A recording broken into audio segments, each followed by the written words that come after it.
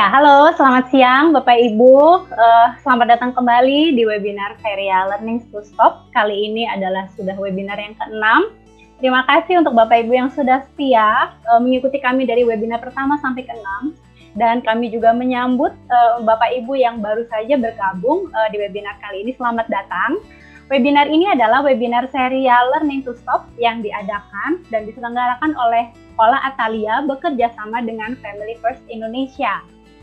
Bapak Ibu yang mungkin terlewat webinar kami yang lalu-lalu, yang pertama sampai yang kelima, Bapak Ibu bisa menontonnya di YouTube resmi Sekolah Atalia. Jadi silahkan masuk ke YouTube dan Bapak Ibu ketikkan Sekolah Atalia, nanti di sana Bapak Ibu bisa lihat dari seri pertama hingga seri kelima. Nah, hari ini Bapak Ibu kita akan belajar ilmu baru lagi. Setelah kemarin kelima kita membahas tentang bagaimana kita mendisiplinkan anak, kita hari ini akan belajar tentang bagaimana kita melepas anak Bapak Ibu. Nah, letting go, melepas anak keluar dari sarang. Apa sih sebenarnya melepas itu? Apakah kita membiarkan mereka benar-benar lepas dari genggaman kita lalu masa bodoh? Nah, kalau kita baca nih judulnya mungkin berpikirnya mungkin webinar ini untuk orang tua yang anaknya sudah remaja atau setidaknya sudah kuliah. Ya, memang kalau dalam buku Learning to Stop fase pertama sampai ke-6 kita diajak untuk perlahan mengalami satu persatu setiap tahapan kehidupan kita sebagai orang tua. Dan ketika kita sudah sampai ke tahap melepaskan anak, ketika di mana anak mungkin sudah memiliki pilihan hidupnya sendiri, anak sudah bisa memilih karirnya sendiri, pendidikan, bahkan sampai pasangannya sendiri. Apa yang bisa kita lakukan Bapak Ibu? Nanti kita akan bersama-sama belajar bersama Ibu Charlotte. Juga nanti ada rekan kita yang sudah bersedia untuk sharing kisahnya, seorang ibu yang sudah begitu luar biasa membesarkan 2 orang anak. Nanti kita akan belajar bersama-sama melalui ibu ini apa yang bisa kita lakukan dan kita persiapkan saat nanti kita benar-benar memasuki fase ini. Ada Ibu Norita Alex yang sudah hadir bersama kita. Ibu Norita adalah seorang wanita karir yang memiliki 2 orang putra bernama Nick dan Nathan. Pada 2003, suami terkasih dipanggil Tuhan sehingga Ibu Norita harus menjalani peran sebagai single mom ketika anaknya ada di usia SD. Saat ini keduanya sudah berusia 29 dan 27 tahun dan si bungsu saat ini sedang melanjutkan studi S2.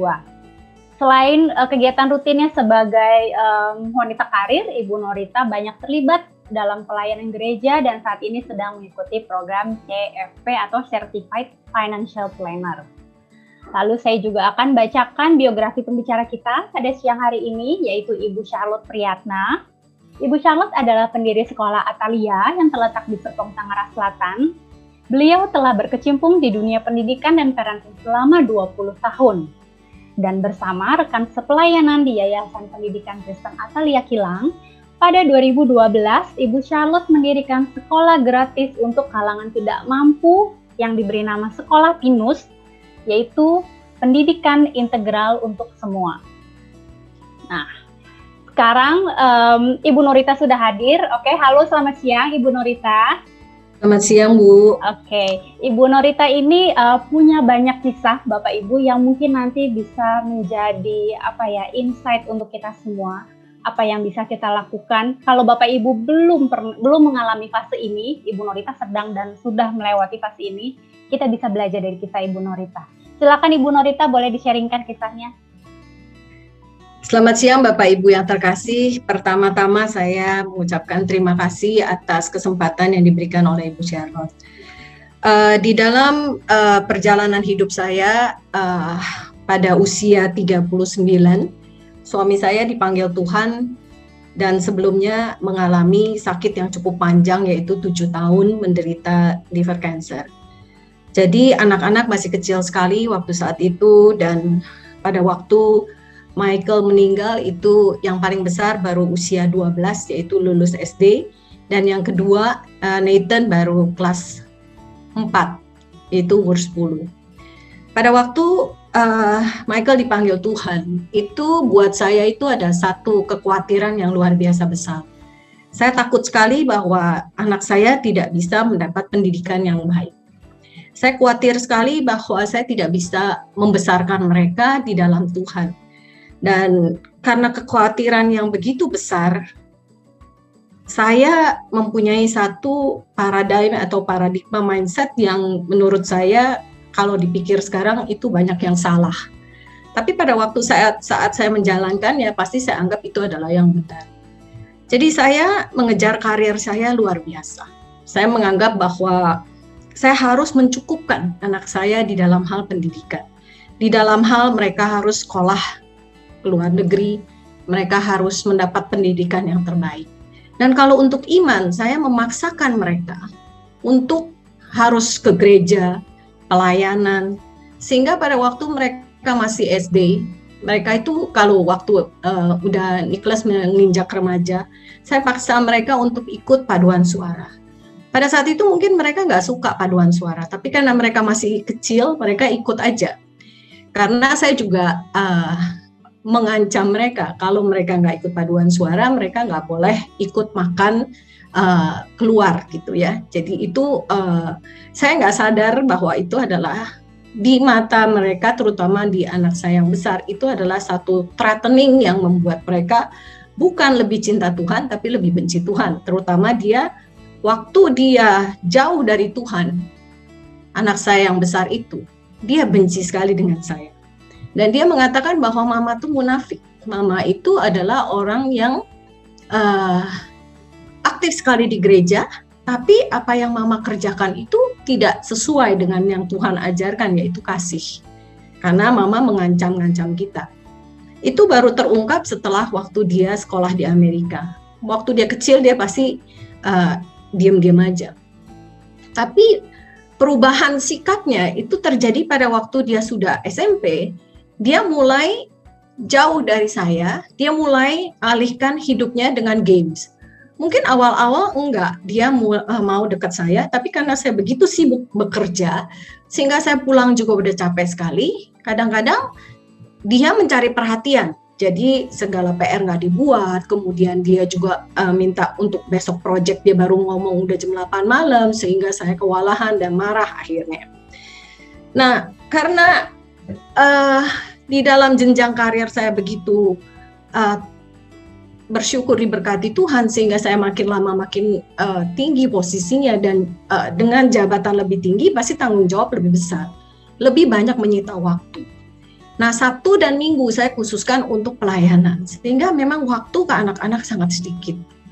Jadi sampai anak-anak menginjak remaja, dewasa, mereka mempunyai satu anak saya yang besar itu mempunyai challenging, karakternya yang very challenging. Anak saya kedua enggak, sangat nurut, sangat baik. Jadi saya enggak pernah ada masalah dengan anak kedua, tapi saya selalu mempunyai masalah dengan anak pertama. Nah, dengan berubah itu akhirnya saya mengirim dia ke sekolah ke Amerika. Waktu sekolah ke Amerika juga ternyata pertama ke Kanada dia diterima di UBC, dan waktu di UBC karena university berbeda dengan high school, pasti university menuntut waktu yang sangat pendek. Waktu 8 bulan itu sekolahnya tuh padat sekali, sehingga dia nggak bisa catch up pelajaran waktu saat itu. Jadi akhirnya dia selalu menghindar ketemu saya, nggak pernah menjawab telepon saya. Jadi setiap 3 bulan saya pergi ke Kanada, Vancouver, dan dia adanya di Kelowna 1 jam dari Vancouver. Singkat cerita saya bawa dia kembali karena dia tidak berhasil di sana, dia fail. Nah, kemudian saya kebalik di Indonesia. Saya tinggal sama mama saya yang Chinese. Mama saya adalah orang yang keras di dalam pendidikan, karena memang Chinese biasanya itu mendidik anak atau cucu itu dengan pukulan kalau nggak menurut mereka. Kita dibesarkan di keluarga Chinese yang totok, sehingga anak itu harus tunduk 100% kepada orang tua tanpa harus tanya apa sebetulnya reason kalau disuruh ini dan disuruh itu. Jadi anak saya yang besar ini lebih merasa tertekan. Mamanya nggak pernah kasih waktu, mamanya itu hanya selalu kalau dia ada masalah, dia cuma mau didengarkan, tapi saya selalu memberikan solusi. Sehingga dia merasa, Mom, I don't need your solution, Mom. I cuma perlu you dengerin. Tapi mamanya nggak pernah mau dengerin, karena pikirnya kalau di kantor, orang datang ke saya, ketemu saya itu minta solusi, bukan mau didengerin. Kalau cuma didengerin doang, dia nggak ada solusi, dia juga nggak bisa menyelesaikan pekerjaannya. Jadi kebawalah cara kerja saya di kantor memperlakukan kepada anak-anak saya. Itu saya betul-betul sedih ya sebenarnya kalau lihat reflect balik. Tapi itu terjadi. Nah, itu membuat dia makin kesel lagi sama saya. Dia makin cari perhatian dan cari gara-gara. Akhirnya saya pindahkan dia sekolah ke Amerika dengan tujuan, karena dia kalau tinggal sama mama saya pasti nggak akan bisa. Dia akan terus berantem, saya di posisi yang di tengah, kejepit susah. Pergi ke Amerika, waktu ada kakak pembina pemuda dari gereja Reform, dia masih baik-baik. Tapi akhirnya kakak kelasnya itu, Gama itu pulang ke Indonesia, jadi dia merasa sendirian lagi. Dia kayak layangan putus. Dia khawatir dan sampai saya tuh punya feeling bahwa dia ini ada sesuatu hal yang dia pasti depres sekali. Akhirnya saya terbang ke sana tanpa kasih tahu dia, memang selalu begitu karena dia nggak pernah mau jawab HP saya. Benar dia mengatakan bahwa kalau mama nggak datang saat itu, dia sudah mencoba untuk bunuh diri. Dia udah kayak hikikomori. Saya bisa tiba-tiba Tuhan ingatkan saya, kok ada kayak hikikomori, anak saya ini kayak menutup diri, tidak mau bertemu dengan siapapun. Saya ke sana, saya bilang, oke, kita pulang. Wah, dia pasti lebih marah lagi. Waktu pulang itu saya terus minta tolong Tuhan, saya telepon para hamba Tuhan, akhirnya diketemukan dengan pendeta Pak Paul Gunadi. Pak Paul itu baik sekali. Dia hanya merangkul anak saya nangis sebesar-besarnya, dan dia cuma mengatakan dia butuh seorang papa yang mengenal dan mengasihi dia. Akhirnya kita pulang ke Indonesia. Dia mulai melalui satu kehidupan yang sangat memusingkan kepala. Jadi dia cari terus, setiap saya pulang dia bikin list sekitar 10-20 list yang rumah ini harus dibetulin, ini dapur harus dipindah ke atas, harus begini, harus begitu. Dan kalau kita pergi jalan-jalan selalu juga cari gara-gara. Dia cari gara-gara. Saya sama adiknya itu senang jalan kaki, dan juga kita bilang udah hemat ya kalau di luar negeri kita jangan naik taksi. Dia nggak mau. Dia bilang kalau nggak naik taksi dia nggak mau jalan. Udah nggak usah ikut. Nah, terus juga dia mau cari hotel yang paling mahal.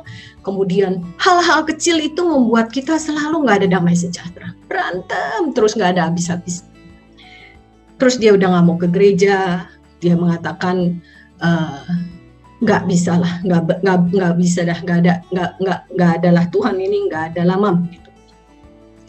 Saya hanya terus berdoa, menangis, minta tolong sama Tuhan. Saya bilang, Tuhan ciptakan Nicholas bukan kebetulan. Tuhan memberikan anak ini pasti satu purpose. Saya mohon Tuhan, saya nggak minta kekayaan, tapi saya minta anak ini kembali ke Tuhan. Saya minta Tuhan dengar doa saya. Selama 15 tahun saya berdoa untuk keselamatan iman anak saya. Satu hari ada The Mission mengadakan KKR, pendeta Reverend Stephen Lawson datang ke sana. Terus kemudian teman-teman gereja ngajakin, dia tadinya udah nggak mau. Dia datang ke kamar saya bilang, bukan hari ini ada KKR di UPH, yuk datang dong. Udah telat. Nggak apa-apa, udah telat, udah dibeliin tiket loh. Ayolah ikut. Akhirnya dia ikut. Ternyata melalui firman, melalui khotbah, Reverend Lawson ini sederhana khotbahnya Bapak Ibu. Khotbahnya cuma begini. Ada satu raja, ada satu kerajaan besar, maha kuasa di dalam kerajaan yang lain-lain, yang sangat berkuasa. Kerajaannya sangat bijaksana. Dan ada satu kerajaan kecil, yang kecil sekali, yang sebetulnya nggak ada artinya. Tapi yang raja kecil ini kurang ajar sekali kepada raja yang besar, dan selalu men-challenge raja besar ini. Dengan kalimat itu saja, dia bisa menangis terseduh-seduh, dan dia bisa membayangkan bahwa itu adalah raja kecil, itu adalah dia. Yang nggak tahu diri bahwa Tuhan yang maha besar seperti itu, yang sudah memberikan dia segalanya, tapi dia tidak pernah melihat sekecil apapun berkat atau anugerah daripada Raja besar atau Tuhan Yesus kepada dirinya. Dia nggak berhenti menangis di dalam KKR tersebut, dan hati dia betul-betul luluh. Dia cari Reverend Lawson. Lunch time dia cari, dia nangis di situ, dan dia sepanjang KKR itu dia betul-betul bertobat. Setelah dia bertobat, banyak perubahan terjadi. Dia berusaha untuk berubah, tapi memang banyak yang salah juga mamanya sebetulnya, bukan dia. Jadi dia mau mulai berusaha. Saya dibesarkan di satu keluarga, dan di zaman kita, yaitu saya era baby boomers, itu selalu mempunyai satu konsep yang hidup harus teratur. Semua hidup harus terplanning. Planning ya, jadi harus planningnya tuh jelas gitu. Bangun itu kerja tuh 9 to 5. Oke, sekolah baik, lulus sekolah, dapat kerjaan, menikah, selesai gitu ya. Hidup baik-baiklah, melayani Tuhan dan seterusnya. Tapi ternyata zaman sekarang itu nggak bisa begitu. Anak saya punya siklus tidur berbeda dengan saya. Itu juga membuat saya rasa dia masih tinggal sama saya. Itu juga menjadi satu keributan antara saya dengan dia. Saya bilang, bangun aja begitu siang, bagaimana you bisa dapat bisnis? Kemudian dia berusaha. Saya bilang, ya udah, coba kerja apa aja. Tolong bantuin nih, ada jemaat gereja yang susah dari Bandung, bangkrut, pindah ke Jakarta, berusaha. Akhirnya dia bantu jual bakso goreng. Untungnya 1.000, dia mau door to door, naik sepeda. Tapi apa saya muji dia? Tidak. Saya malah mengatakan, wah, kalau kamu kerja begini terus, bagaimana ya? Terus kemudian dia bilang, oke, Mom, give me a time, give me chance, Mom, gitu ya. Dia bilang, oke deh. Terus dia bilang, oke deh, dia pikirkan apa? Dia selalu hatinya sebetulnya baik. Dia bilang, gimana ya, karena papa dulu kena kanker. Saya mau bisnis healthy food supaya orang-orang yang kena kanker itu bisa ditolong melalui makanan. Jadi dia bilang dia berusaha untuk masuk ke olive oil, kemudian dia ambil fresh salmon, dia potong fresh salmon. Dan memang dia mau mulai dari bawah. Dia pergi ke supplier tersebut, dan akhirnya dia pergi, dia dapat satu supplier, dia belajar potong salmon.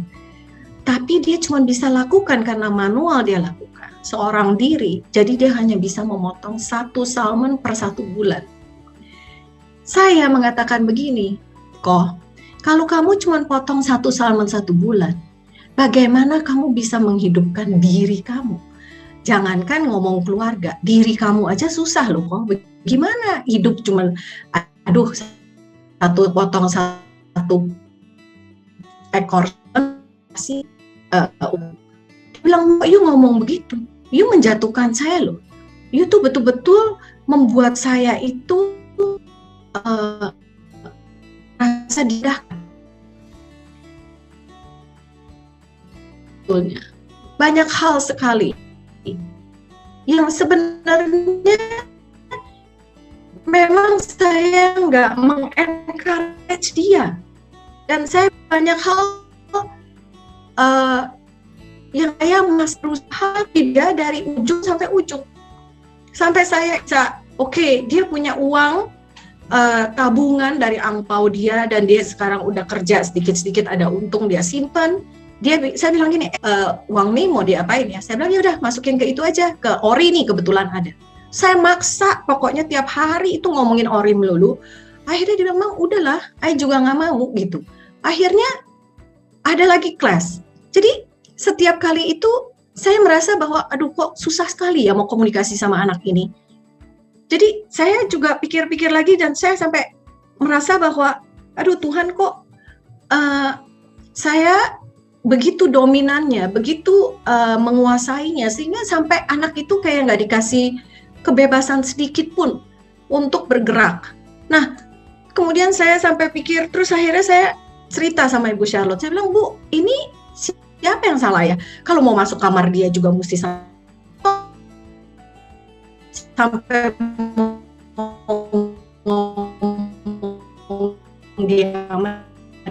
dia juga saya terima sehat gitu.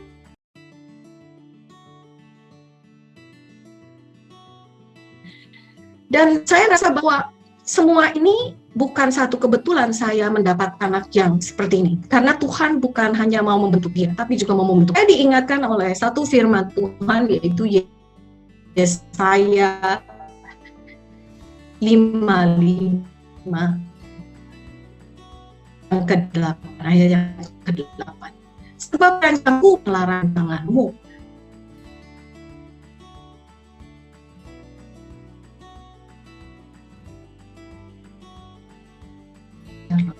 Dan pasti Tuhan yang menggerakkan hati saya. Saya bukan sempurna, anak saya juga belajar bertumbuh. Dia sekarang bertumbuh, dia juga belajar menyesuaikan. Pada saat dia bertobat, dia mengatakan, "Mam, thank you udah memaksa saya untuk mengenal Tuhan, untuk membaca firman, untuk melayani. Karena tanpa itu pun kita nggak akan bisa mengenal Tuhan." Jadi yang saya ingin sampaikan di sini adalah di dalam kita membesarkan anak, tidak mudah untuk kita melepas mereka. Kita sebagai orang tua khawatirnya banyak, takut dia gagal. Karena kita takut gagal, kita sok ngatur. Kemudian kita nggak kasih kuasa Tuhan bekerja melalui hidup mereka. Kita nggak pernah bertanya Tuhan apa yang harus kita jalankan. Kita menganggap bahwa keberhasilan kita sekarang itu karena kita itu melakukan A, B, C, D, padahal bukan. Itu adalah anugerah dari Tuhan. Dan kita juga merasa bahwa, oh iya sebagai orang Chinese habis gitu udah gede ya kawinin aja deh. Habis kawinin mungkin dia bisa berubah.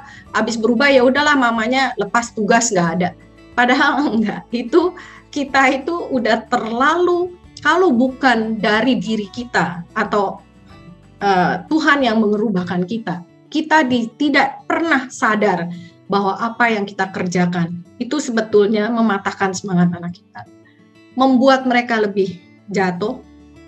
Dan kalau kita terus bersandar kepada firman yang dikatakan tadi di Yesaya 5:5, mungkin kita bisa pikir, oh iya, rancanganku bukan rancanganmu, jalanku bukanlah jalanku bukanlah jalanmu. Jadi benar-benar itu adalah yang harus kita ingat. Dan sebagai anak-anak yang sudah dewasa sekarang, anak saya sekarang udah 29 dan 27, pasti itu adalah nggak gampang buat kita melepas. Tapi benar-benar kita perlu belajar dan kita perlu berubah. Biarlah firman Tuhan yang bisa menguatkan kita dan firman Tuhan yang bisa mengubahkan kita.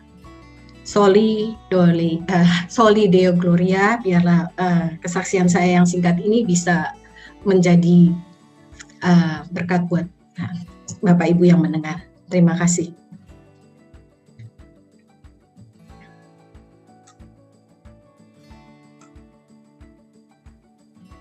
Terima kasih Bu Norita untuk kesaksiannya, dan saya bersyukur boleh kenal Nicholas ya. Jadi sungguh ketika saya mendengar kesaksian Ibu, seperti saya dibawa lagi ke sekian tahun yang lalu. Saya berjumpa pertama kali dengan anak ini, dan kalau saya melihat sampai hari ini, saya betul-betul terkagum-kagum dengan apa yang Tuhan kerjakan ya dalam hidup dia.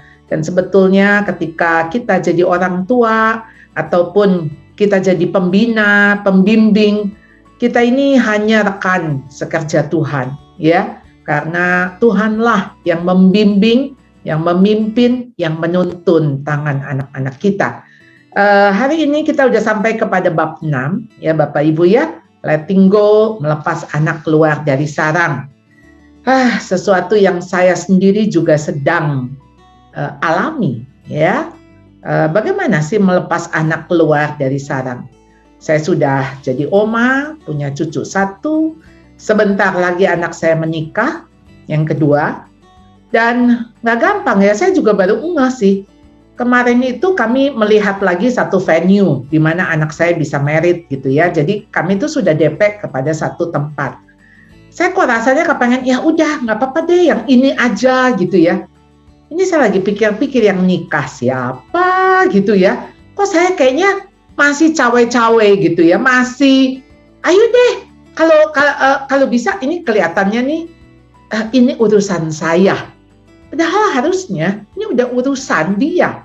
Biarkan dia memutuskan. Kita ini hanya mendukung. Jadi memang betul-betul tidak mudah ya. Too many parents make life hard for their children by trying to zealously to make it easy for them. Kita tuh jadi orang tua ya, kadang-kadang kita tuh berjuang mati-matian ya untuk hidup anak kita ya. Kita pikir nanti ya supaya kan kamu gampang nih ya kalau kamu sekolah ya, sekolah yang bagus, nanti kan kamu bisa kerja tuh enak gitu. Itu pemikiran kita ya. Jadi padahal ya hidup anak itu tuh mau sampai kapan kita juga nggak tahu. Apakah dia sampai tua? Belum tentu.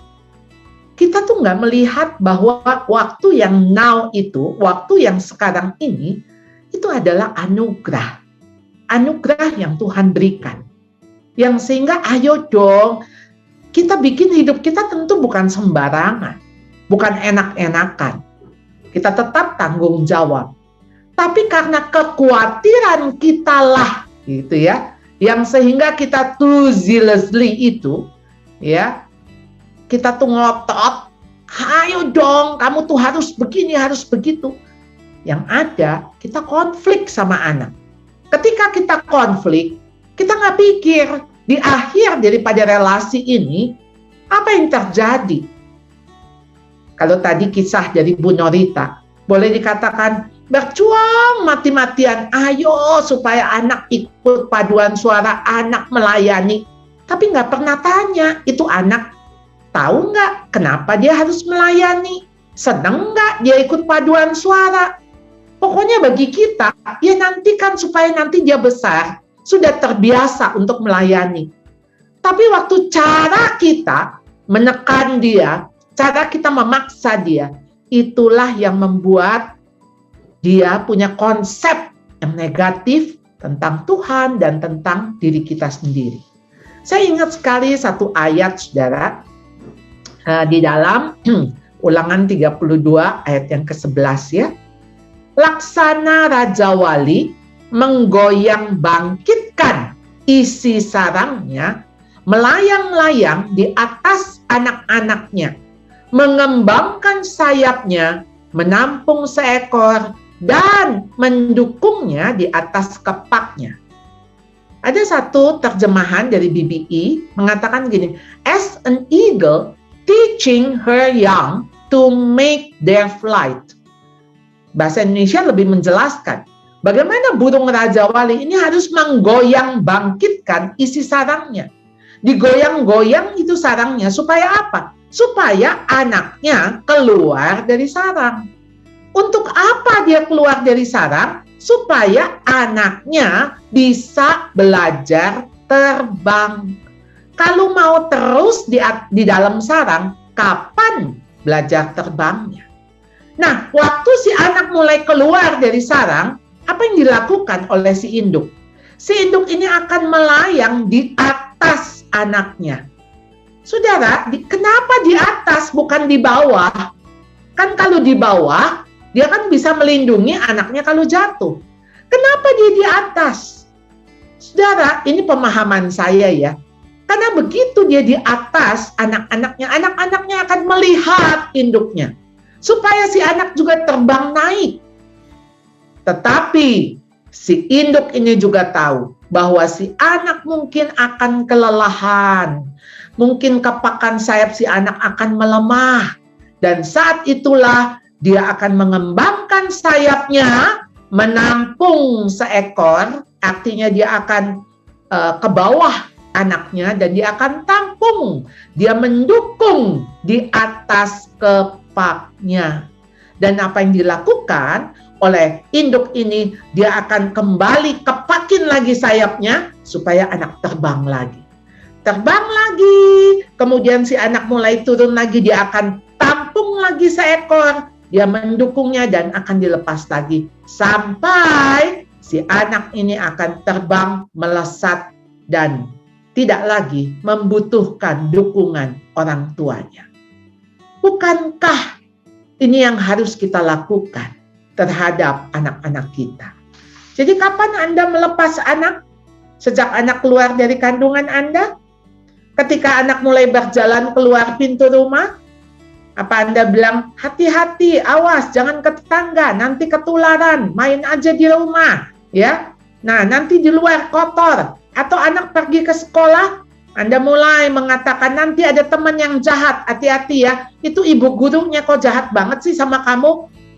Kapan? Sejak anak melanjutkan studi keluar kota, keluar negeri, Anda lepas, Anda bilang hati-hati ya, nanti kalau begini ya. Atau kita ada satu orang tua yang cerita, tiap pagi dia harus telepon ke Singapura membangunkan anaknya untuk sekolah. Wow, saudara, itu zaman waktu itu belum seperti sekarang yang ada WhatsApp call begitu ya, yang bisa gratis. Atau kita melepas anak ketika anak mulai bekerja atau anak menikah. Kapan saudara melepas anak? Jangan-jangan tadi kita udah bikin polling.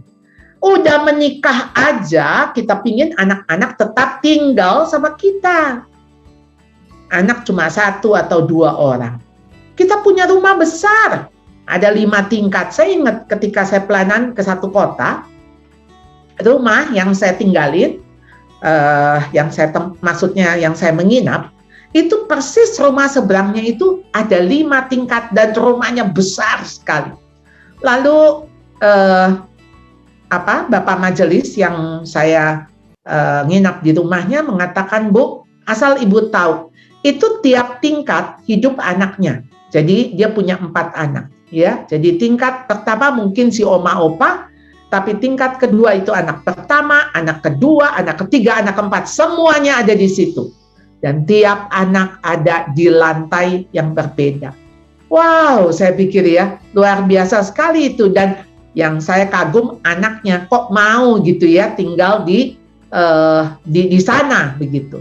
Nah, jadi saudara, bagaimana kita membedakan kemandirian anak dengan ketika anak menarik diri keluar dari orang tua? Kalau kita mandiri, sebetulnya yang mandiri yang kita mau, saudara, adalah interdependent. Saling ketergantungan. Interdependency, bukan independent. Waktu manusia lahir, dia dependent. Ya, ketika dia mulai besar, dia mau melepaskan diri menjadi independent. Tetapi manusia dewasa, cirinya adalah interdependent. Saling bergantung. Saling bergantung itu bukan menunjukkan ketergantungan, bukan. Karena kita tahu, misalnya begini, saya dengan pembantu saya, mestinya hubungan saya interdependensi. Saya tentu bergantung, artinya saya membutuhkan pertolongan dia membersihkan rumah saya. Tapi dia juga bergantung kepada saya untuk dia mendapatkan income. Nah, sebetulnya ketika kita sadar hubungan kemandirian itu adalah bagian interdependensi yang menunjukkan bahwa kita manusia yang satu dengan manusia yang lain, kita harusnya saling bergantung. Kalau interdependensi motifnya benar, jadi kita ini bukan sedang ngegelendotin anak atau anak ngegelendot sama kita, ya, atau kita terus cengkeram anak. No. Kita motivasinya benar bahwa kita ini sekarang menjadi sahabatnya anak. Tapi anak juga sahabatnya kita. Karena pola relasi kita adalah pola menuju kepada persahabatan. Kalau independen, motivasinya salah. Kapan ya saya cepat keluar nih dari rumah ini? Saya nggak betah di rumah. Ya, banyak anak-anak SMA juga kalau udah curhat, aduh Bu, saya udah kepengen cepet-cepet lulus dari sekolah. Oh ya? Kamu kepengen cepet lulus tuh maksudnya kepengen cepet kuliah? Enggak. Supaya saya bisa keluar dari rumah. Kalau saya kuliah kan saya bisa menentukan. Saya mau di luar kota, mau di mana. Saya udah nggak mau di rumah lagi. Nah, jelas motivasinya salah. Kalau interdependensi, mungkin cara kita bisa kadang berbeda ya. Si anak udah punya cara berbeda, orang tua juga cara berbeda. Jadi misalnya contoh tadi Bu Norita sharing soal jam tidur. Hal yang sama yang saya juga hadapi. Saya kok rasanya ya, ini kenapa kita mah jam 9, jam 10 tuh udah tidur. Dan bangun jam 5, jam 6. Kan dulu kan yang kita pahami, maksudnya pergi ke tempat tidur lebih earlier, kita bangunnya juga earlier gitu ya, lebih pagi. Tidur lebih awal, bangun lebih pagi, itu yang sehat. Tetapi anak-anak zaman now, itu jam 12 tengah malam kayaknya baru on ya. Bikin paper mungkin baru kepikir di tengah malam, udah sepi, Ya, anak-anak suka ngomong, ya kalau sepi, nggak ada suara, jadi bisa lebih fokus. Kalau siang-siang ribut, ya udah nggak fokus. Nah, saudara, kita tuh berpikir, mestinya kan begitu, mestinya sehari mandi 2 kali, ya. Karena kita dibesarkan dengan lagu, bangun tidurku terus mandi, tidak lupa menggosok gigi. Jadi itu sudah menjadi pakemnya kita, sehari 2 kali. Sekarang ini saudara, dengan anak-anak belajar di rumah PJJ, pagi nggak mandi, nggak apa-apa. Dan saya juga harus mengatakan kepada saudara, ketika ini beberapa pagi ini dingin saudara, dan kalau saudara rasa saudara nyaman untuk tidak mandi, begitu ya, artinya mungkin lebih sore, begitu ya, tubuh bisa lebih hangat, it's okay. Toh kita tidak keluar rumah. Bahkan sekarang kalau saudara keluar rumah mandi bukan cuma sekali, bisa 4 kali saudara ya. Jadi saudara mandi sebagai kebutuhan, bukan kebiasaan. Ya. Jadi bagaimana kalau independen? Mungkin caranya sama, coba-coba ya udahlah turutin aja. Tapi sebetulnya di situ ada unsur ketidaktaatan, ada unsur pemberontakan. Ingat saudara, itu ujungnya pasti tidak benar. Ya, karena anak tuh ya udahlah nurut sama orang tua, tapi satu saat saya akan keluar dari rumah ini, saya tinggalin kalian, nggak usah lagi nih. Nah, itu hal-hal yang menurut saya itu cuma di luar permukaan aja kelihatannya baik. Mandiri, interdependensi, punya keinginan yang bisa dipertanggungjawabkan, sedangkan kalau independen justru keinginan itu hanya memperbesar egonya. Jadi saudara lihat tadi kasus nih, ketika dia pergi jalan-jalan, ya, bagaimana dia tuh sebetulnya ketika pingin restoran mahal, dia pingin naik taksi, keinginannya yang mau dipenuhi. Ketika dia mau dipenuhi, sebetulnya dia lagi cry for help. Dia lagi mau kasih tahu bahwa gini, peduli nggak sih sama saya? Karena dia merasa apa? Dia merasa tidak didengar, dia merasa tidak dipedulikan. Dan ketika interdependensi sebetulnya kekritisan itu tanda daripada dewasa, karena kita sering kali berpikir gini, kalau kamu jadi anak kamu mesti nurut. Jadi seolah-olah tuh anak nggak ada hak bicara. Seolah-olah tuh pemikiran anak, aduh kamu mah masih anak ya, masih ijo, kamu tuh belum punya pengalaman, belum punya makan asam garam kayak mama. Nah, jadi kita pikir kalau anak kritis itu kurang ajar, belum tentu. Jadi sebetulnya ketika kritis yang kita mau, dia mulai berpikir, dia menggunakan pikirannya, dan mungkin saja kita bisa belajar dari anak. Jadi bukan hanya kita yang diteladani, tapi anak juga bisa menjadi teladan bagi diri kita. Kita belajar dari anak. Jadi justru memisahkan diri itu bukan tanda kedewasaan. Kalau independen seolah-olah gini, ya, kan kalau di luar negeri, tanda dewasa apa? Kalau umur 18 tahun, keluar dari rumah. Itu tanda dewasa, kamu harus keluar. Saudara, jelas bukan itu. Dewasa itu bukan soal di luar, bukan soal tampilan, ya. Tapi dewasa itu, maturity itu, sesuatu yang di dalam. Charles Swindoll mengatakan, bagian yang paling menegangkan dalam mendidik anak, itu ketika anak-anak mau mulai dewasa. Dan saudara, ketika parenting for adult children, itu sesuatu yang saudara justru harus release. Saudara harus lepas. Dan saudara lepas ke siapa? Saudara ketika saudara surrender. Surrender ke siapa? Surrender ke Tuhan. Menyerahkan ke Tuhan. And you have to let them go. Start now, kata Charles Swindoll. Karena apa? Tujuan menjadi orang tua adalah melakukannya sampai Anda tidak perlu terus menjadi orang tua bagi anak Anda. Anda harus melepaskan tangan Anda. Cuma yang namanya melepas tentu tidak mudah.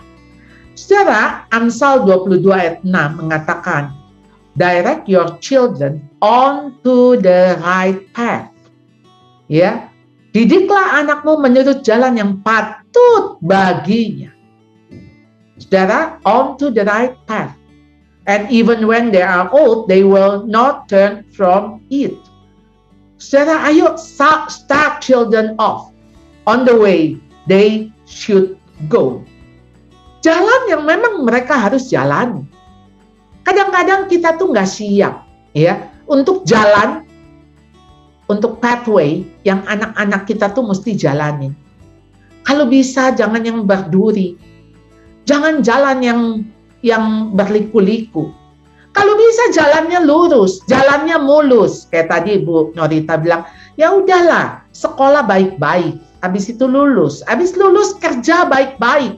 Ini kita mungkin sudah punya perusahaan, sudah punya tempat di mana anak kita kalau lulus tinggal melanjutkan. Jadi dia nggak usah melamar kemana-mana.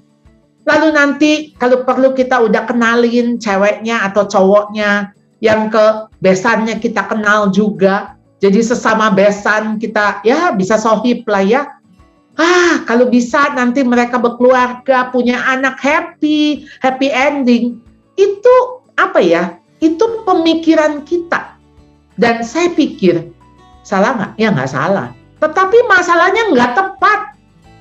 Karena apa? Karena jalanan kita yang kita jalanin sama jalanannya anak itu nggak sama. Kita tuh masing-masing punya track yang harus kita jalanin. Dan anak-anak kita juga punya jalannya.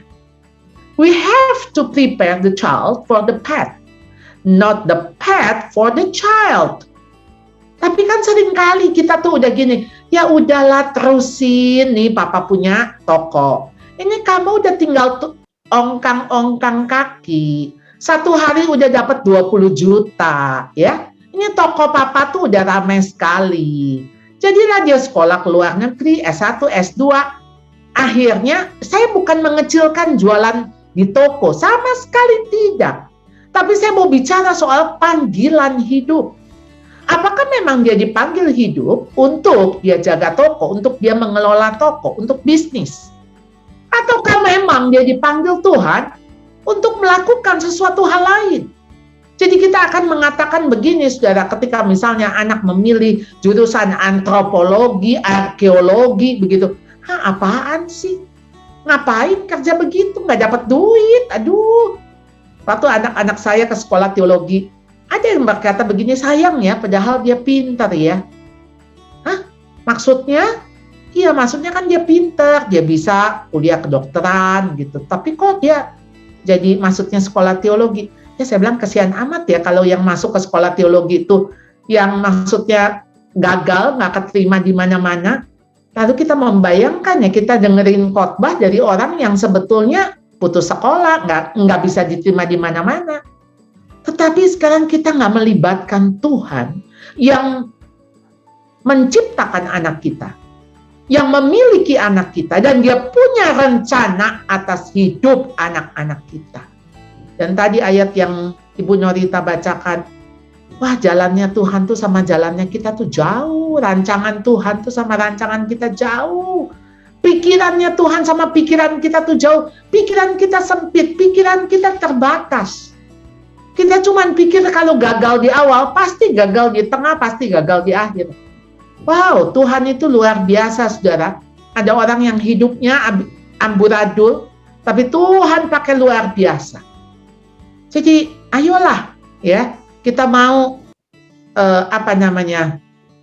mengamini begitu apa yang dikatakan oleh Khalil Gibran. Your children are not your children. Ya, jadi memang anakmu itu bukan anakmu. Mereka itu anaknya siapa? Ya, yang punya kehidupan. They come to you but not from you. Jelas anak kita hadir, dia lahir, penciptanya adalah Tuhan. Berapa banyak ada alasan untuk anak kita dipanggil Tuhan pulang sejak dari dalam kandungan. Kok bisa 9 bulan akhirnya keluar, akhirnya hidup. Saudara, kita bisa hamil, itu aja mujizat. Hamil bisa melahirkan, itu mujizat yang kedua. Karena begitu banyak orang juga yang lahir, anaknya meninggal. Tapi begitu anak kita sampai seumur begini, ya kalau anaknya Bu Norita 27, 29, anak saya 26, 29, sama 30.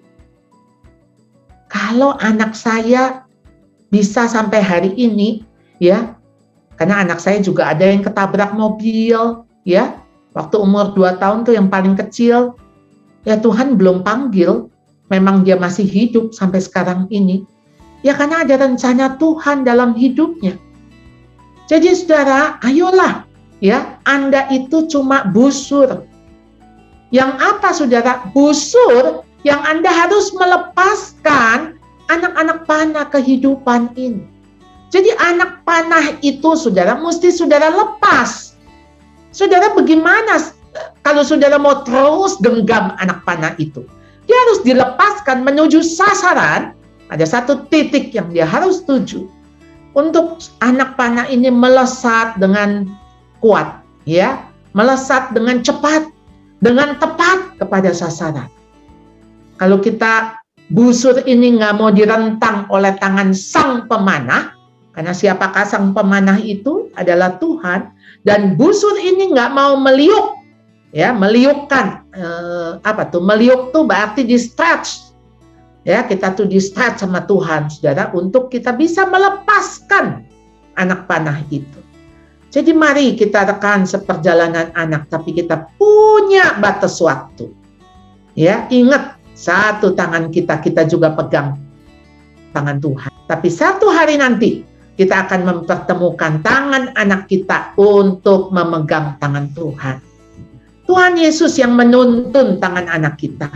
Ingat Mazmur 23. Ia membimbing kita ke air yang tenang, ia menyegarkan jiwa kita. Dan ia menuntun kita ke dalam jalan yang benar. Siapa yang menuntun anak kita ke jalan yang benar? Itulah tuntunan tangan Tuhan yang kita butuhkan. Efesus 2 ayat 10, karena kita ini buatan Allah, diciptakan dalam Kristus Yesus untuk melakukan pekerjaan baik yang dipersiapkan Allah sebelumnya. Ia mau supaya kita hidup di dalamnya. Saudara, ada pekerjaan baik yang Tuhan sudah siapkan untuk anak-anak kita. Dan dia mau anak-anak kita hidup di dalamnya. Kalau anak kita nggak bisa matematika, ya memang dia nggak perlu matematika untuk dia berada di jalan yang Tuhan sudah siapkan. Pekerjaan baiknya itu nggak butuh matematika itu. Jadi saudara, kalau dari situ kita melihat bahwa karir seorang anak untuk apa? Segala potensi talenta yang Tuhan berikan dikembangkan maksimal untuk dikembalikan kepada Tuhan. Cuma itu saja. Jadi saudara, potensi dia apa? Ya, itu kita kembangkan. Kalau yang memang bukan potensinya, nggak usah dipaksain. Untuk supaya dia bisa setengah mati, dia nggak bisa musik, kita lesin sampai nangis-nangis. Ya artinya begini loh, bisa nggak jadi pemusik? Ya mungkin bisa, tapi ya mungkin setengah mati ya. Pakai berantem ya, dan dia juga tidak menikmati. Buat apa? Lalu pilihan profesi hanya untuk glory of God. Itu aja. Karena semua aktivitas kita, tujuannya apa sih saudara? Apa yang kita lakukan ya ketika kita hidup di dunia ini ya saudara ya, berhasil enggaknya itu betul-betul hanya di tangan Tuhan. Tapi motif kita untuk apa saudara ketika kita melakukan segala pekerjaan? Supaya ada relasi kita dengan Tuhan, karena Tuhan udah bilang, apapun yang kamu lakukan, kerjakan dengan sepenuh hati, seperti untuk Tuhan, bukan untuk manusia. Bayangin saudara ya, relasi itu setiap orang supaya bisa kenal Tuhan, menyembah Tuhan. Itu tujuan daripada berkarir, berkeluarga. Panggilan berkeluarga, ada menikah atau selibat. Enggak semua orang dipanggil untuk menikah. Jangan menikah kalau Tuhan nggak panggil menikah. Itu bisa jadi neraka kecil. Tapi kalau Tuhan panggil untuk menikah, menikahlah dengan orang yang Tuhan pilihkan. Nggak apa-apa tampangnya pas-pasan, dompetnya pas-pasan, ilmunya pas-pasan, nggak apa-apa. Asal itu pilihan Tuhan. Sangat ngeri sekali kita menikah dengan yang bukan Tuhan pilihkan. Saudara, bagaimana memilih pasangan yang seiman, seimbang, berkembang? Sekarang saya harus tambahin dengan sepasang. Karena peperangan kita dengan LGBT luar biasa. Itu nanti ada di dalam buku, silakan Anda baca di bab 6. Lalu bicarakan dengan anak dan pasangan secara terbuka. Soal kegagalan, Saudara, kita ini kan banyak ya, hidup kita ini yang gagal. Itu bukan aib. Kegagalan di masa lalu, dan itu sudah lewat, itu adalah pelajaran hidup yang sebetulnya bisa kita bagikan kepada siapa saja. Dan mereka tidak perlu mengulang bab-bab kegagalan tersebut. Kita ini kadang menganggap, wah kalau gagal, itu jangan diomongin. Itu aib keluarga. Jangan sampai orang tahu. Saudara, hidup kita tuh untuk siapa sih sebetulnya? Siapa yang sudah menyelamatkan dan menebus kita? Dan cerita kita, histori kita, ya, histori sejarah, itu adalah historinya Allah. Jadi ceritanya Allah. Mau nggak hidup kita dipakai untuk menjadi ceritanya Allah? Oleh karena itu ketika Anda harus melepas, not to be protective, beyond normal responsible duties. Ya, izinkan anak untuk menghadapi realita kehidupan. Tentu bersama dengan Tuhan. Ini bukan artinya kita ninggalin mereka sendirian, ya udah deh kamu rasain tuh susahnya, enggak. Tapi mau nggak kita berjalan bersama mereka as a brother and sister in Jesus Christ? Nanti di surga nanti tidak ada hubungan suami istri. Tidak ada hubungan keluarga, tapi yang ada adalah hubungan persaudaraan. Sebagai tubuh Kristus, brother and sister in Jesus Christ. Ketika kita let go and let God, itu bukan artinya kita nggak peduli lagi sama mereka. Tapi artinya mereka itu sekarang harus rely on Jesus Christ. Not me. Kamu jangan bersandar kepada mama, kepada papa. Kamu sih bersandar kepada Tuhan. Kamu sih bergantung kepada Dia. Dan jangan berusaha untuk mengubah atau menyalahkan anak kita. Ayo justru fokusnya kita apa yang kita mesti ubah. Saudara mau mengubah anak, ubahlah diri Anda lebih dulu. Kita punya banyak kelemahan, kita juga ada dosa. Jadi kita bukan fokus ke anak, tapi fokus kepada diri. Dan kita coba tempatkan sekarang. Hasilnya itu bukan di tangan kita, tapi di tangan Tuhan, sehingga kita bisa menerima segala situasi yang terjadi. Yang memang Tuhan mau. Terima situasi itu. Tentu dengan pertolongan Tuhan. Jadi stop, jangan menyalahkan siapapun jika anak salah jalan. Yesaya 53 ayat 6, kita sekalian sesat seperti domba, masing-masing kita mengambil jalannya sendiri. We have left God's path. Tuhan tuh kasih pathway ke anak. Bisa nggak tuh anak cari jalan lain? Bisa. Bisa dia tersesat. Ya. ปุยฝ้ายคือความมหัศจรรย์แรกในชีวิตผม วันแรกที่เห็นเธอผมสัญญากับตัวเองว่าผมจะรักและดูแลเธอตลอดไป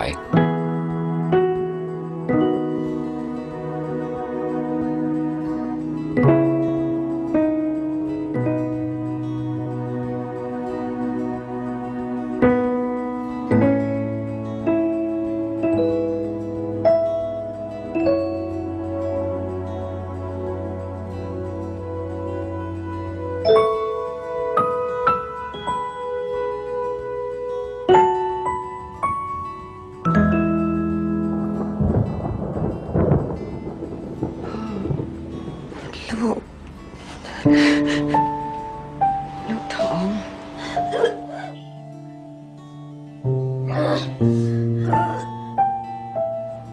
พ่อใจเย็นๆนะ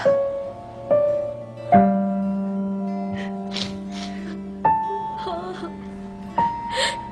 หนูขอโทษ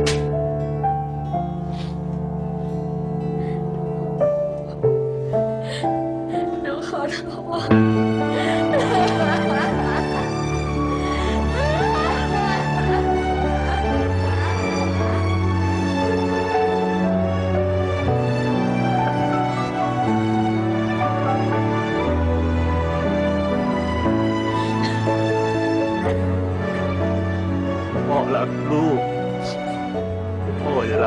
I love you and I love your baby too. Saudara, anak kita anak berdosa, kita juga orang berdosa. Being a good parent requires knowing when to push and when to back off, when to help and when to let them make mistakes and then being strong enough to watch them go. Saudara, anak kita bukan milik kita. Izinkan mereka berjalan bersama dengan Tuhan. Berdoa untuk anak saudara. Ya, your adult children need you to pray. Saudara, saya ingat 1 Samuel 1 ayat 27. For this child I have prayed, and the Lord has granted the desires of my heart. Ini doa daripada Hana. Hana mengatakan, untuk anak ini aku berdoa. Lalu dia katakan apa di ayat 28? I asked the Lord to give me this boy and he has granted my request. Now I am giving him to the Lord. Saya memberikan kembali anak saya ini kepada Tuhan, and he will belong to the Lord his whole life. Dan dia akan menjadi milik Tuhan sepanjang hidupnya.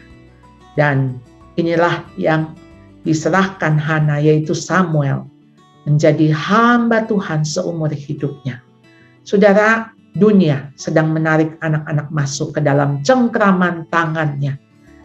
Jika kita tidak segera menggenggam tangan anak-anak kita masuk ke dalam pelukan tangan Tuhan. Saudara, ada 3 tangan. Ya, tentu selain tangan anak-anak. Yang pertama adalah tangan dunia. Tangan dunia yang mencengkram anak kita. Saudara, ingat, kita punya tangan. Kita genggam tangan anak kita. Dan kita tahu, dalam genggaman tangan kita harus lepas. Satu hari kita harus lepas. Mungkin kita meninggal. Kita meninggalkan dunia ini. Atau anak kita memang harus pergi. Tapi ingat, ada tangan abadi. Tangan yang selalu menuntun. Selalu memeluk. Inilah tangan Tuhan. Di dalam pelukan tangan Tuhan. Pelukan yang kuat.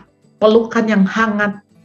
Pelukan yang bersahabat, pelukan yang tidak menyakitkan, dan pelukan yang damai, aman. Inilah yang anak-anak kita butuhkan. Mari saudara, kita genggam tangan anak-anak kita untuk bawa ke dalam pelukan tangan Tuhan. Terima kasih, Tuhan memberkati.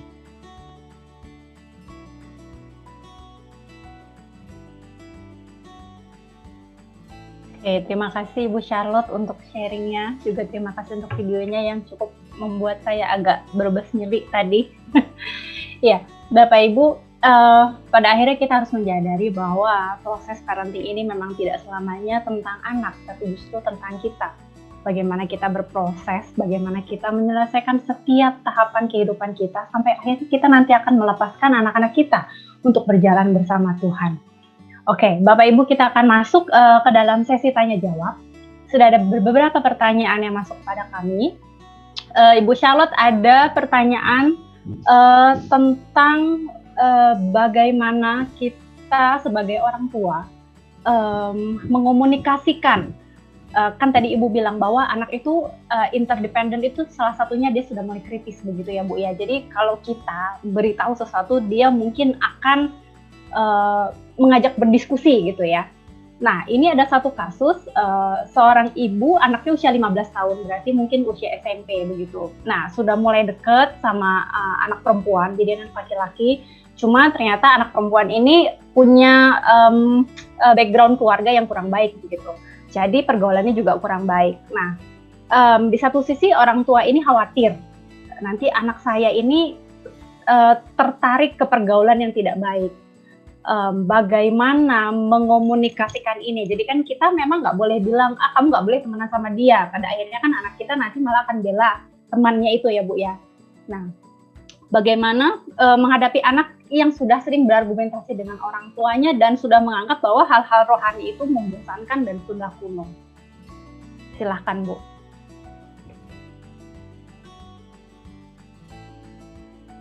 Tolong di-unmute Ibu Charlotte. Oke, ya, ini waktu anak kita dekat sama anak orang, ini kita takut kan anak kita atau kita dapat mantu yang aduh kok background keluarganya kayak gitu. Ingat ya, waktu anak kita bergaul, kita tuh jangan juga parno. Kita tuh seringkali menganggap anak kita kebagusan, anak orang lain kurang bagus.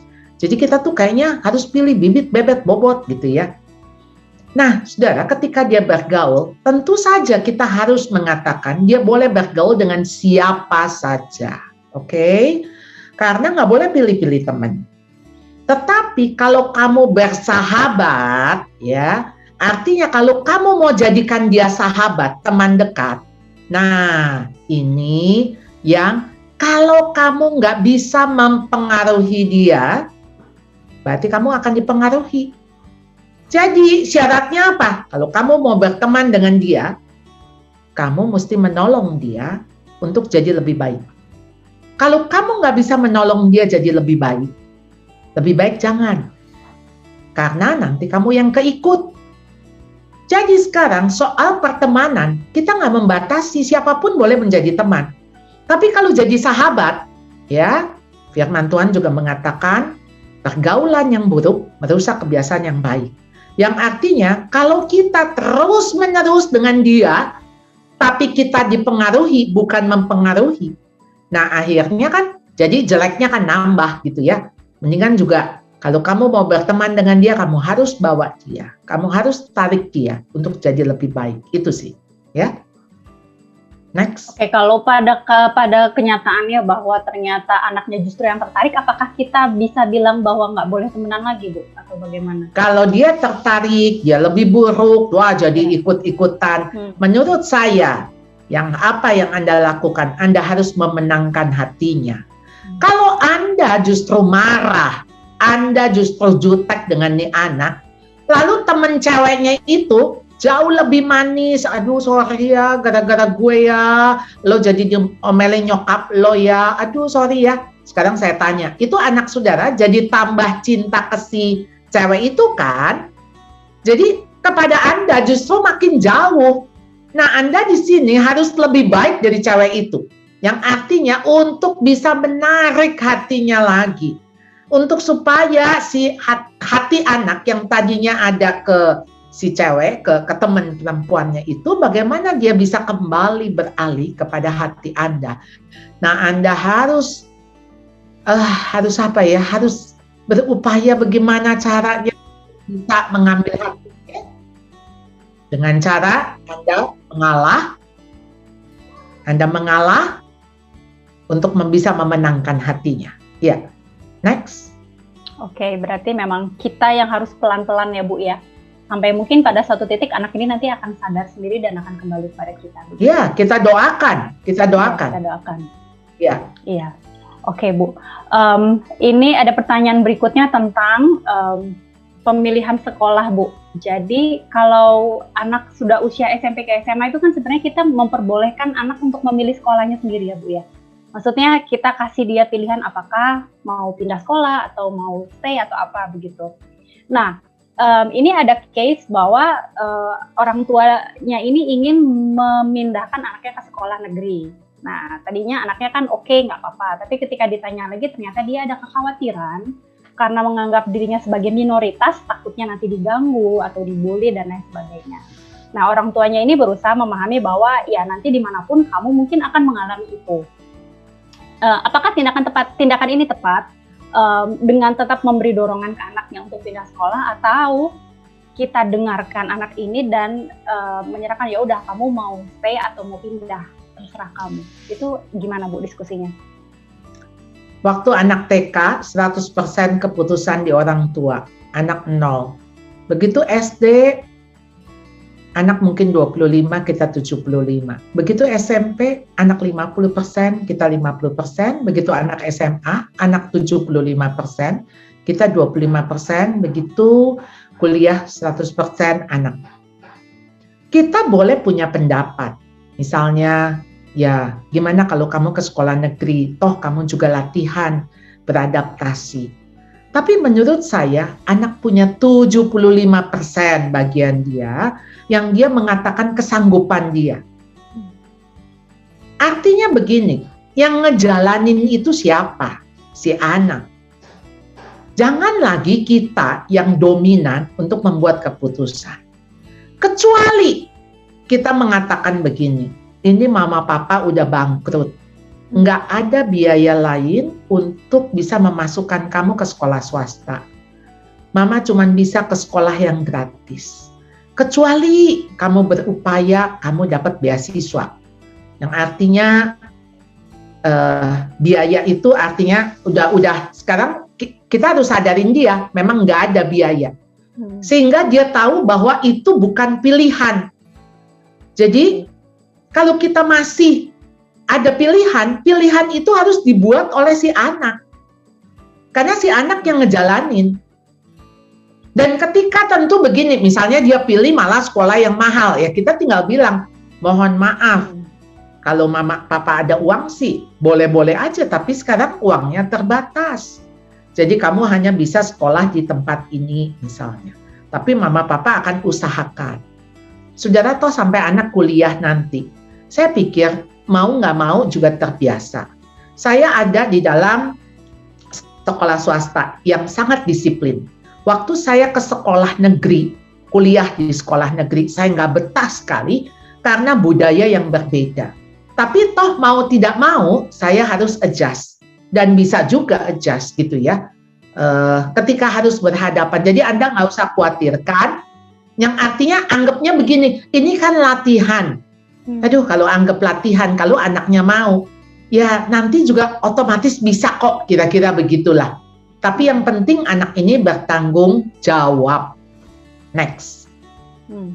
Oke, Bu. Berarti yang penting 75% itu tetap keputusan si anak ya, Bu ya. Dan kita memang harus legowo gitu ya kalau memang kira-kira iya. Begitu ya. Iya, soal pilihan gitu kan. Oke. Ini next ada pertanyaan tentang waktu yang tepat untuk melepas anak sekolah ke luar negeri, Bu. Kira-kira ada batasan usianya nggak? Atau tadi seperti yang Ibu jelaskan kan ada mandiri interdependent itu ya. Mengukurnya bagaimana, Bu? Kita memakai batasan ini saja ya, 0 sampai 18 tahun menurut UNESCO itu anak. Ya, anak usia 0 sampai 18 usia anak. Yang mana di dalam usia anak ada 12 sampai 18 itu usia teens, remaja. Dan usia remaja itu usia yang krusial. Sangat krusial. Dia di situ menghadapi berbagai krisis. Krisis identitas ya. Krisis-krisis. Saudara, kalau di usia itu dia sudah keluar negeri sendirian, siapa yang menjadi orang tua buat dia? Dia mau curhat ke siapa? Kasihan sekali, saudara. Saya sendiri akan menganjurkan kepada orang tua saat ini, lepas anak tuh di atas SMA, artinya pas kuliah. Ya. Itu privilege sebetulnya, Anda mesti ngelihatnya privilege, bisa sampai 18 tahun bersama Anda. Dia tuh kalau udah kuliah di luar negeri ya, udah sekolah di luar negeri, kuliah di luar negeri, nanti dia pacaran di sana, dia menikah di sana, dia bekerja di sana, ya saudara udah bye-bye lah sama anak saudara, ya kalau dia pulang balik ke Indonesia. Jadi artinya, kita itu harus mengingat bahwa kita itu punya privilege 18 tahun. Ya 18 tahun kita pakai lah. Kita pakai. Kalau dia kembali ya puji Tuhan. Tapi nggak kembali ya itu hidupnya dia. Dia mau tinggal di sana, dia kerja di sana. Dan kita harus melihat ini, diskusi dengan anak itu sebagai panggilan. Sebagai panggilan hidup anak. Nah, itu harus digumuli anak bersama dengan Tuhan ya. Oke, next. Oke, Bu. Ini masih agak nyambung dari yang Ibu bahas barusan. Jadi, kalau anak sudah di luar kota gitu, Bu, atau di luar negeri gitu kan biasanya memang komunikasinya tidak akan intens ketika masih satu rumah begitu ya. Nah, ini bagaimana jika anak sudah di luar kota tapi tuh karena sudah kelewat mandiri atau ya saya nggak tahu ada latar belakang apa, si anak ini jadi udah nggak pernah hubungin orang tuanya lagi gitu. Nah, mungkin orang tua ini ngerasa mungkin ya kehilangan juga ya. Jadi anaknya kontak cuma kalau butuh uang begitu. Nah, sebagai orang tua nih kita harus apa? Kita harus proaktif, kontak duluan atau gimana, Bu? Saya punya kisah ya. Ini orang tua saya kenal karena ini orang tua murid di mana anak ini sekarang ada di Taiwan. Bapaknya cerita sama saya, anak ini anak laki. Papanya cerita. Jadi dia bilang gini, saya tuh bingung loh, keponakan saya yang di BSD, yang kuliah di salah satu universitas, lalu orang tuanya di Bandung. Itu orang tuanya ngeluh, itu si keponakan nggak pernah telepon, mau ke Bandung nggak pulang gitu ya, kok bisa gitu. Lalu dia cerita tentang dia. Anaknya yang di Taiwan tiap hari itu pasti telepon dia. Pasti telepon dia. Anak laki loh. Saya sampai pikir gini, kok bisa ya? Saya bilang, itu ngomongin apa sih? Kalau tiap hari itu ngomongin apa?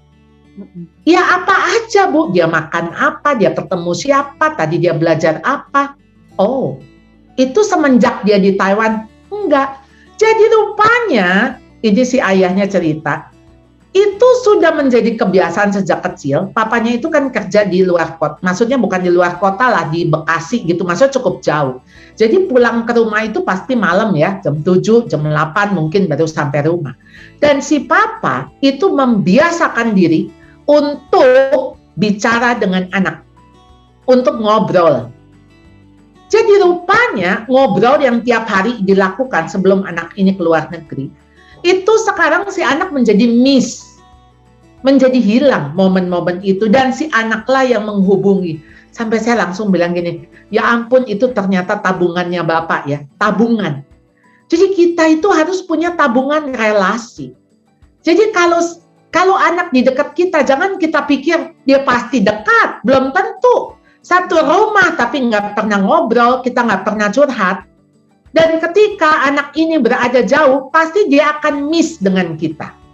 Nah, kalau sekarang dia cuma minta uang, butuhnya minta uang, ya jangan-jangan pola itu sebetulnya ada di dalam rumah. Ngomong hanya basa-basi. Udah makan belum? Ya, kamu butuh uang nggak? Kenapa kamu pilek ya? Kok mama dengar suaranya bindeng, makan obat ya? Nggak ada sesuatu yang lebih dalam, lebih deep pembicaraannya. Ya, tentu saja kita mulai dari ngobrolan biasa sampai yang deep, ya. Kan nggak mungkin bisa tiba-tiba deep kalau yang biasa aja kita nggak obrolin. Nah, jadi ayolah mulai Bapak Ibu. Kalau itu sudah terjadi, menurut saya reconcile. Sorry ya, selama ini Mami jarang ngobrol sama kamu. Nah, jangan dituntut karena anak sudah besar. Mulailah dengan Anda yang bercerita. Ya, sekarang saya juga punya anak satu ada di luar. Dan saya tahu ketika dia sibuk, dia pasti nggak menghubungi saya. Tapi sayalah yang menghubungi. Saya WA dia, yang artinya, are you okay? Kamu baik-baik saja? Iya, Mam. Baru tadi pagi dia jawab, iya, Mam. Kayaknya weekend ini aku bakal sibuk karena begini. Oke, nggak apa-apa. Tapi artinya saya tahu bahwa dia dalam keadaan seperti apa. Ya, dan saya bilang oke, kalau habis itu nanti kita ngobrol juga sama dia juga bisa 1 jam. Ya dia cuma ngobrolin, Mam mau lihat nggak ini kayak gini nih, salju kayak gini nih, ini kayak begini. Ya ngobrol yang kayak ngalor ngidul. Tapi saya pikir kadang-kadang dari ngalor ngidul itu lama-lama dia akan ngomong, Mam kayaknya gimana ya, aku pindah apartemen nggak ya, sesuatu yang mulai lagi masuk kepada pergumulan, kepada pribadi. Jadi sesuatu yang ayolah Anda mau membuka dengan percakapan. Kalau tidak si anak cerita, mulailah cerita dari Anda. Walaupun misalnya cerita Anda misalnya, oh ya tadi Mama ikut webinar ini ya, Mami dapat ini ya, insight ini dan sebagainya. Silahkan aja, kayak kita ngobrol apa ya, mungkin Anda bilang kok kayak ngobrol sendiri, ya belum tentu. Mungkin ada kata-kata yang juga nancep di telinga dia, who knows ya. Oke. Itu kira-kira bisa diterapkan ke anak yang pendiam nggak ya Bu ya? Yang memang Bisa. kalau saya di rumah aja dia jarang ngomong gitu. Bisa, tapi kita yang coba untuk membangun percakapan itu. Nah, ada anak yang nyaman memang lewat chat, misalnya nggak apa-apa. Kita kadang-kadang chatting iseng gitu loh. Ini Mami mau cerita ya, bla bla bla bla bla. Karena saya juga lihat ada anak yang tipenya kalau dia chat itu lebih banyak omongannya. Ya, bisa juga. Lucu juga kan satu rumah tapi chatting-chattingan. Nggak apa-apa juga. Ini mah zaman now, pokoknya kita lakukan demi mengambil hati anak. Ya. Iya demi ya. Berarti untuk Bapak Ibu nih yang anaknya masih jauh nih, yang belum pergi kemana-mana bisa ditabung ya Bu ya. Relasinya ditabung. Jadi ketika nanti anak pergi malah kangen tuh sama kebersamaan dengan kita. Oke Bu, next pertanyaan tentang ini, depresi Jadi bagaimana mendampingi anak yang sudah terlanjur depresi, Bu? Kayak kita juga udah pernah bahas ya, Bu ya. Mungkin boleh Iya. diulang lagi. Ya, depresi ya. Menurut saya kalau depresi itu cuma depresi yang sesaat, stres karena anxiety, cemas, bisa diatasi dengan dia bisa tidur lebih panjang, dia istirahat, diajak ngobrol, ajak keluar, it's okay. Tapi kalau depresi itu sampai membuat dia mengganggu kesehatan dia nggak bisa tidur, ada kecenderungan untuk bunuh diri dan sebagainya, kelihatannya memang perlu medical treatment. Jadi perlu bantuan profesional. Jadi harus dibawa tentu untuk pengobatan. Dan nggak usah setiap kita bisa depresi. Ya, saya ingat saya pernah depresi juga tuh SMA sampai mah saya kumat 1 bulan. Mungkin saat itu sebetulnya kan zaman dulu ya kita mana tahu ya mesti ke psikolog, mesti kemana gitu. Ya saya lewatin aja tuh 1 bulan, tapi ya dengan pertolongan Tuhan ya saya sembuh begitu ya. Tapi jadi artinya tuh kita harus melihat bahwa kita membutuhkan pertolongan gitu ya. Jadi jangan didiamkan, jangan dibiarkan. Jadi jangan berpikir gini, pasti sembuh, pasti juga lewat, belum tentu ya. Oke. Ini kebetulan ada pertanyaan yang nyambung, Bu, tentang bagaimana membimbing anak saya yang ternyata sudah pernah mencoba bunuh diri. Nah, kalau kita kan tadi ngobrolin anak yang sudah beranjak dewasa itu justru kan kita lepas, Bu. Nah, kalau sudah ada history seperti ini kan kita pasti sebagai orang tua was-was, Bu, malah jadi awasin terus gitu ya. Nah, bagaimana cara wise-nya begitu, Bu? Iya. Saya yakin pasti setiap orang tua pasti akan sangat-sangat khawatir ketika anak sudah mengatakan dia mau coba bunuh diri. Tapi asal Anda tahu, apalagi di tengah-tengah pandemi begini, sangat meningkat sekali depresi, anxiety, depresi, dan suicide. Karena anxiety akan membuat anak depression akan membuat anak anxiety. Dan kalau ingat, saya pernah membawakan satu topik tentang remaja, bagaimana sekarang ada satu istilah yang namanya atelofobia. Atelofobia adalah sejenis fobia ketika anak takut sekali gagal. Takut menjadi tidak sempurna. Ketakutan ini sebetulnya sangat tidak masuk akal. Tetapi rupanya apa? Karena kita yang membangunnya. Tanpa sadar kita membangunnya untuk perfect. Kita membangunnya untuk berhasil. Jadi dia nggak boleh salah. Salah dikit ditegur. Dapat 98, kita bilang, tuh kan sedikit lagi kamu bisa 100. Saudara, itu kita sedang membangun satu fobia. Yang artinya kamu nggak boleh salah. Nah, saudara, kalau dia sudah anxiety, akhirnya depresi, akhirnya mau suicide, walaupun suicide itu apakah dia baru kepikiran aja mau bunuh diri, karena bilangan research juga pernah research ini, bahwa lebih dari 50% anak punya pikiran untuk mau bunuh diri. Ya, pikiran, tapi belum percobaan. Nah, ketika dia sudah mau mulai mencoba, itu berarti udah maju lagi ke satu step lagi. Nah, tentu saja pendampingan sangat perlu. Tapi saudara, waktu mendampingi, saudara jangan cengkram tangannya. Diawasi, dimonitor, ya dicengkram ya pengen lepas lah. Coba digenggam dengan hangat, ya dengan tenang. Dia kan, kenapa si anak tuh mau bunuh diri? Sekarang kita mau melihatnya dari situ. Kenapa? Karena dia tidak bisa menerima dirinya. Kalau dia bisa menerima dirinya, pasti dia tidak ingin membunuh dirinya kan? Kenapa dia mau hilang, dia mau lenyap, dia nggak mau menghadapi fakta, realita yang ada? Karena dia nggak bisa terima. Jadi ketika dia nggak bisa terima, dia merasa fail, gagal, ya udahlah, lebih baik saya mati. Nah, ini anak tentu harus diberikan semangat. Anak-anak kita itu butuh 3P, butuh penerimaan, butuh pengakuan, butuh penghargaan. Kalau 3P itu tidak ada, ya udahlah, ya dia sendiri buat apa hidup, buat apa saya ada. Saya hanya mengecewakan orang tua, saya hanya memalukan orang tua. Jadi kan orang tuh bunuh diri nggak ada yang iseng-iseng gitu. Coba-coba ya bunuh diri, mati nggak ya? Kira-kira mati nggak? Nggak ada. Orang tuh kalau bunuh diri karena apa? Karena dia marah. Dia marah sama siapa? Dia marah sama dirinya, dia marah sama keadaan, mungkin dia marah sama Tuhan. Dan dari marah itu apa sih? Dia ingin membalas. Karena jangan-jangan kematiannya itu sebagai ajang dia balas dendam kepada orang tuanya. Ini rasa ini, saya mati deh gitu. Atau kepada pacarnya yang memutuskan dia misalnya. Jadi pacarnya mutusin dia bilang, ya udah saya mati, biarin kamu rasain kan kalau saya mati. Nah, jadi memang harus kita yang pasti kalau dia udah punya pikiran itu, yang ada adalah loneliness, kesepian, ya. Jadi ayo terima dia, terima, akui, hargai, bukan diomelin. Kamu tuh ya jangan coba-coba, ya udah mati diri, bunuh diri aja deh sekalian, pakai pistol biar langsung afdol. Kan kalau kayak begitu Anda tuh lagi menyuarakan bahwa Anda nggak mengasihi anak itu. Anda nggak lagi bilang, aku tahu berat sekali penderitaanmu. Karena kalau ketika dia stres, dia mau bunuh diri, itu artinya kan dia sebetulnya cry for help. Dia sedang berteriak, dia sedang mengatakan, please help me. Jadi jangan tambah dimarahin, tambah Anda seperti melempar dia, ya. Oke, next. Ya, oke.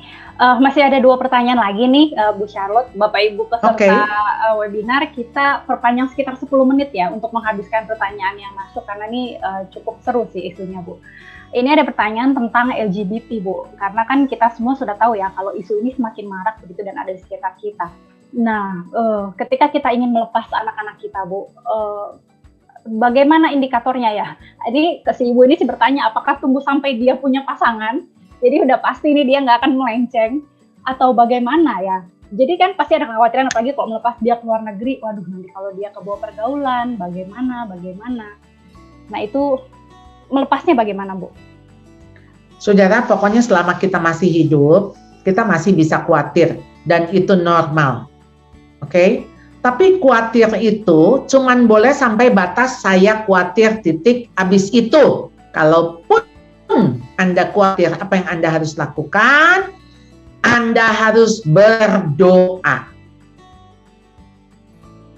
Karena di situ firman Tuhan, janganlah engkau khawatir tentang apapun juga, tetapi nyatakanlah segala keinginanmu kepada Allah dalam doa dan ucapan syukur.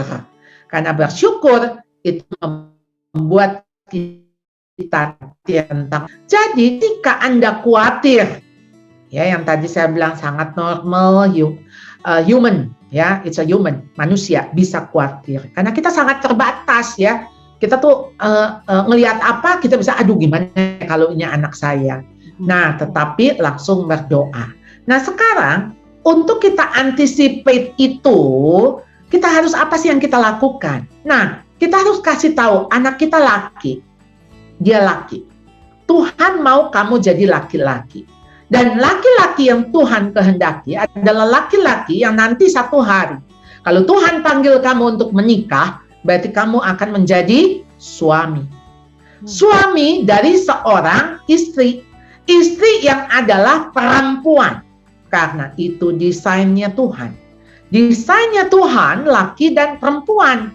Maka menjadi satu. Dan ketika mereka bersatu, mereka menjadi ayah dan ibu. Ya, ketika Tuhan mengaruniai anak. Jadi di sini penting sekali si anak ini harus tahu sexual identity. Sexual identity yang Tuhan mau. Nah, itu yang kita harus tanamkan sejak kecil. Sejak kecil. Kalau dia tahu dia dipanggil oleh Tuhan sebagai laki-laki, saya yakin kok dia nggak akan jadi gay. Jadi ketika ada keraguan, ini saya siapa? Karena ketika dia entah dia gay, lesbian, atau dia juga transgender, itu ada kebingungan. Ini saya siapa? Nah, itu yang harus kita firm, Ya, kita bikin firm bahwa dia sesuai dengan apa yang Tuhan ciptakan. Ya, Next. betul sekali. Kita harus mengingatkan terus ke anak kita ya Bu ya. Jadi sebenarnya kita mau melepas di usia di atas 18 tahun kapanpun itu juga pasti bisa terpapar ya Bu. Ya, masalahnya bagaimana kita mengingatkan terus kepada anak kita ya bahwa Tuhan sudah mengutusnya dia untuk jadi laki-laki dan atau perempuan begitu ya, laki-laki dan perempuan gitu. Oke, pertanyaan terakhir Bu, tentang ini tadi sama kisahnya seperti Ibu Norita ya. Jadi anak si ibu ini sudah putus kuliah, sudah dibawa pulang ke rumah, tapi ya mungkin karena efek depresinya atau bagaimana begitu ya, suka menyendiri dan akhirnya larinya ke game begitu.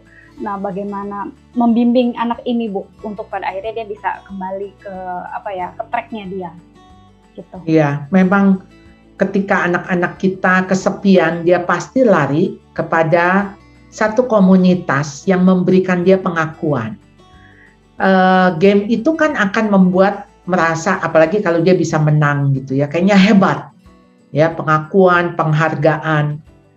Nah, kalau kita nggak kasih itu ya jelas dia cari di tempat lain. Anak saya yang gamers, dia juga ngomong asal mami tahu ya, semua yang gamers itu lonely mom, lonely. Saya bilang berarti kamu lonely ya. Iya, dia bilang. Nah, jadi artinya lonely itu bukannya nggak ada misalnya sendirian, bukan. Lonely itu di dalam hati, seperti nobody's care, nggak ada nih yang orang yang bisa care saya, yang peduli saya gitu. Nah, itu memang membutuhkan sekali attachment ya.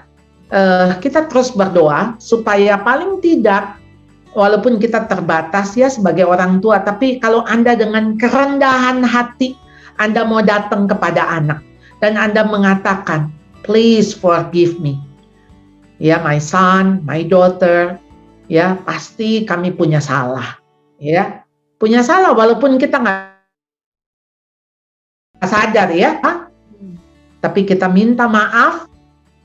Dan di situ ketika dipulihkan relasi kita dengan anak, saya percaya kok si anak ini juga akan dipulihkan.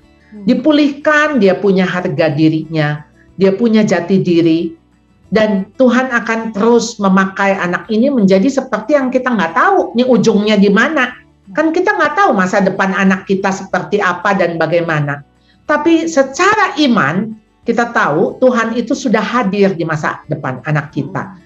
Tuhan tahu anak kita bakal menikahnya di tanggal berapa, tahun berapa, dengan siapa, itu Tuhan tahu. Bahkan Tuhan tahu kapan matinya anak kita. Ya, meninggalnya tanggal berapa, meninggalnya karena kecelakaan atau karena COVID atau karena apa, Tuhan tahu. Sehingga ini menyadarkan kita bahwa kita itu tuh nggak tahu apa-apa. Dan memang kita nggak tahu apa-apa, ntar malam kita masih ada aja kita nggak tahu. Jadi ayolah kita nggak usah sok tahu, kita menyerahkan kepada Allah yang maha tahu, maha kuasa, tapi kita juga punya Allah yang maha kasih. Bukankah ini menenangkan kita, bikin kita tenang, bikin kita nyaman, aman, damai, dan itulah yang harus kita lakukan. Ya. Dan saya, Tia, selaku perwakilan dari Sekolah Atalia dan Feminitas Indonesia mengucapkan terima kasih banyak untuk waktu Bapak Ibu. Kita akan bertemu lagi minggu depan. Sampai jumpa, Tuhan Yesus memberkati.